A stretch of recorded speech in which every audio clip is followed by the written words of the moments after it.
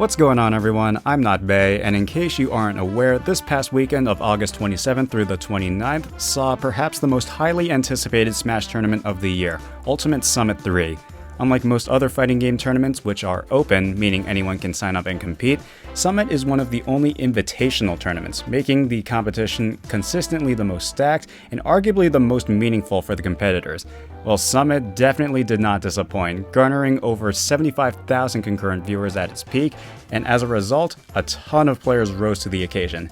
Today, I wanted to do a quick recap and talk about the 5 players that, in my mind, exceeded their expectations. Now, this list is going to be subjective. I'm not going to just list the top 5 player standings because that would be boring. Rather, I'm going to look at each player's performance in relation to expectations. So, if a player was invited to Summit and had specific expectations as to how they were going to perform, were those expectations met, and did he exceed them in any way? I also don't have gameplay for the tournament as I don't want to take away the viewership from the actual matches, so if you do want to watch the tournament, all the sets were uploaded to YouTube, so definitely check them out. With that out of the way, let's get started. I'm also going to be spoiling the entire bracket with this list, so there's your warning.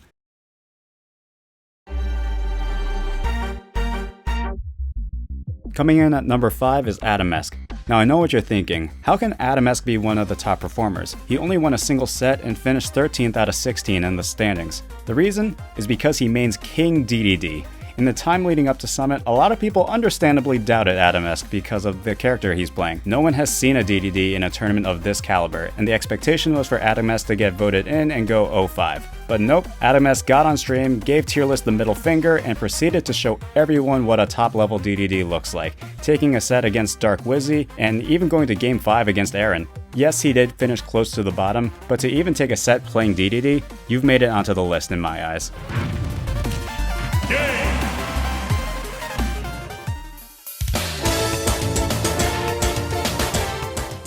At number 4, we have Cola. Now, Cola was another vote-in, but unlike Adamesque, he mains Roy, a well-accepted meta-relevant character. So, in a lot of people's eyes, there was no excuse for him to play poorly.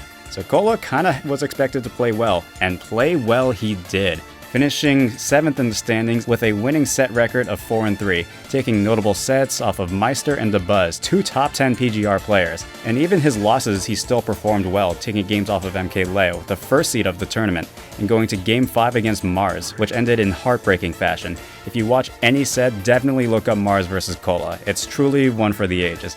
Needless to say, the people did not make a mistake by voting Cola in. He was truly a spectacle to watch this weekend.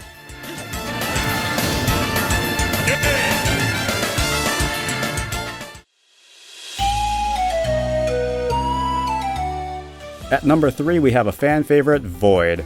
Void was yet another vote-in by the fans, and honestly, people weren't really sure how he was going to perform. He has been very inactive for most of the Wi-Fi era, and Sheik herself has not been proven to be truly meta-relevant. Well, we only needed to watch his first game to know Void was here to play. His first set was against Meister, which was problematic for Void for 2 big reasons. 1, Meister is a top 10 player in the world, and 2, his main is Mr. Game & Watch, which is widely accepted as one of Sheik's worst matchups. But the matchup charts didn't matter here, as Void pulled off a shocking 3-2 victory and proceeded to keep the ball rolling, scoring wins on Riddles, Aaron, and Charlie, and even losing only to Zachary and Mars. Void has always been a fan favorite in the Smash community for his amazing skill and personality, and he definitely showed out this Summit.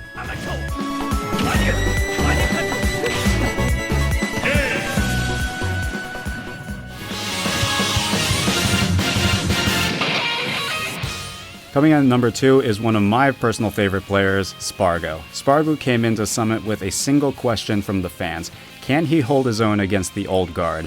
Spargo truly rose to fame during the Wi-Fi era, and a lot of people questioned and even doubted that he could perform offline, let alone against the best players. Well, after what happened this weekend, Spargo has officially silenced the doubters. The kid placed 3rd in the whole tournament and did not lose a single set until winners finals, where he lost to Tweek and a riveting Game 5 to MKLeo, the top 2 seeds of the tournament.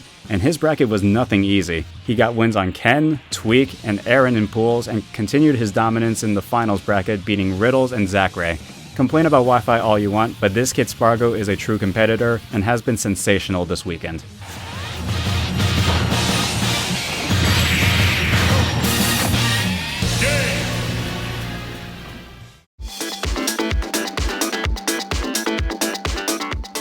To probably no one's surprise, Tweek is in my eyes the top performer at Summit. Why? Well, for one, he won the whole damn thing. That in of itself is pretty crazy. Secondly, Tweek brought a completely new set of characters to Summit. He still pocketed Wolf, but entered the tournament as a Diddy Kong main with a pocket Sephiroth. And third, his bracket may have been the most difficult out of everybody there, with his first match against MKLeo, arguably his biggest bracket demon. MKLeo's dominance pre-pandemic was more often than not at the expense of Tweek. If these two were matched up together, Tweek was likely going to lose, and Tweek actually got off to a rough start, losing his first two sets to Aaron and Spargo 3-0 and 3-1 respectively. A lot of people started doubting whether he was ready for Summit, and needless to say, he silenced everyone and got into his zone, as those two losses were the only L's he would take. His first match against MKLeo, he 3-0'd him. Then he played against Mars, who he 3-0'd. And in Winners Finals, he went up against Spargo, which he lost. Well, a game, before cruising to Grand Finals with a 3-1 victory. And who did he meet in Grand Finals? MKLeo, his bracket demon, and a player who was riding the hot hand with an insane loser's run. And while they say history repeats itself, it didn't this weekend, as Tweek put on a phenomenal performance, defeating his bracket demon for a second time to win the whole tournament. I have never seen Tweek play this confident, and it was truly an honor and privilege to watch live. Out of everyone at Summit, Tweek had by far the biggest expectations, and oh boy did he live up to them.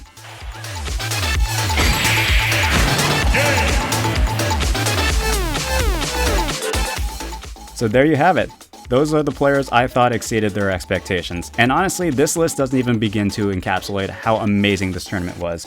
I purposely didn't use any of the tournament footage because I want you all to go see it for yourselves. So if you take anything away from this video, please go watch the sets if you have time. You really won't regret it. Anyways, that's going to be it for me. Thank you all so much for watching this short video. I hope you enjoyed it and learned something useful. If you did, let me know by leaving a like and subscribing if you would like to see more. If there's a player you think should have been on this list, let me know in a comment below. I'm sure I'm going to see a lot of people saying MKLeo, but hey, he was an honorable mention in the original script. But anyways, that's all I have for now, and I'll see you all later.